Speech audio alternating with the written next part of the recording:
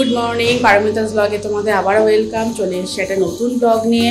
অনেকক্ষণ উঠে পড়েছি ঘুম থেকে, মোটামুটি ঘর জাদ্দাও হয়ে গেছে, ঘর মোছা এখনো হয়নি, বিছানা তোলা হয়ে গেছে।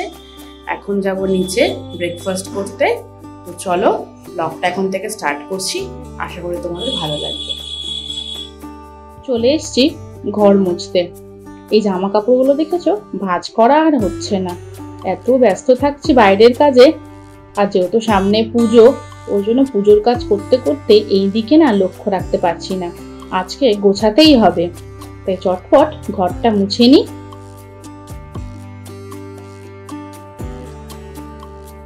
ঘর মুছে চান করে আমি চলে এসেছি গোপালের কাছে, পুজো দেব।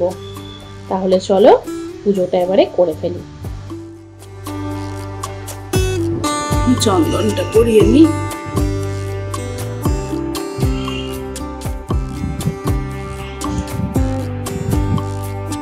এখানে ফুলের মধ্যে একটু চন্দন লাগিয়ে আমি মালাটা করি।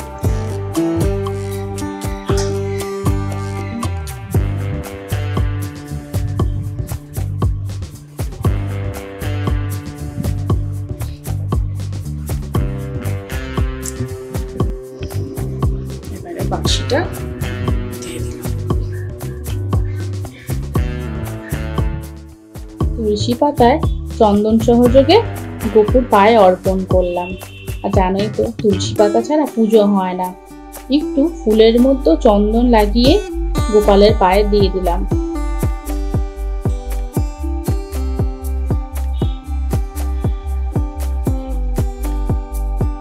আর জানো তো বন্ধুরা, আমি শুনেছি গোপালের প্রিয় ফুল কিন্তু হলুদ রঙের যে কোনো ফুল, তাই আমি চেষ্টা করি রোজই হলুদ ফুল রাখার জন্য।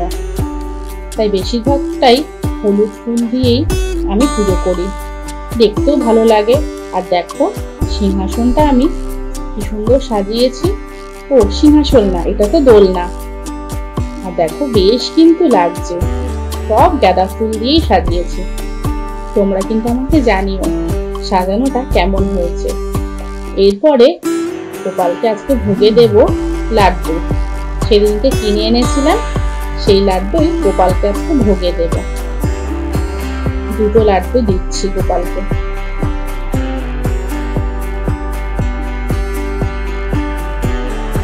এইবারে আমি গ্লাসে একটু জল দিয়ে দেব।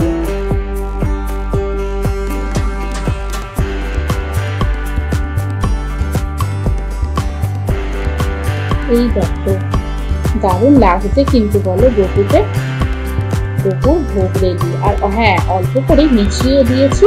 আর ভোগের থালায় গ্লাসে তুলসী পাতাও দিয়েছি। তারপরে আমরা বেরিয়েছিলাম, কাজ আছে একটা। হয়তো এখানে আর ভিডিও আমি কন্টিনিউ করতে পারবো না, তাই এখন বেরোচ্ছি। বেরোনোর পর আমি ভিডিওটা কন্টিনিউ করব। হয়তো বিকেল হয়ে যেতে পারে। আমি একটা সরকারি কাজেই এসেছিলাম, সেখানে ভেতরটাই তোমাদের একটু দেখালাম। দেখো কি সুন্দর গাছে বাগানে ভরা। যদি ভিডিও করতে না পারি তোমরা কিন্তু রাগ করো না। এই দেখো কাজটা বেশ ভালোই ভালোই হয়ে গেছে। এখন আমরা বেরিয়ে এসেছি হনুমানজির মন্দিরে পুজো দেব। আর যেহেতু শনিবার ছিল, দিনটাও ভালো, তাই আমি আর দাদা ভাই এই হনুমানজির মন্দিরে এসেছি পুজো দিতে। এখান থেকে একটু প্রসাদ নিয়ে নিচ্ছি পুজো দেওয়ার জন্য। এই যে এই কাকু এই মন্দিরের পাশেই বসেন, নারকেল পেড়া এই ধরনের প্রসাদ নিয়েই বসেন, ধূপকাঠি মোমবাতি এগুলো নিয়েও বসেন।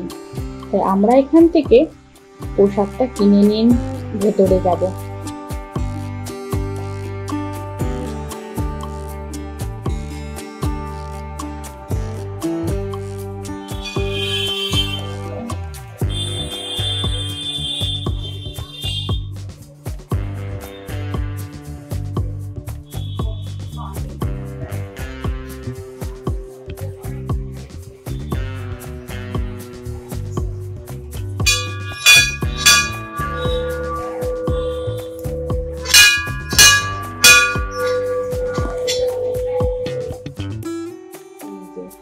আমরা ভেতরে চলে এসেছি।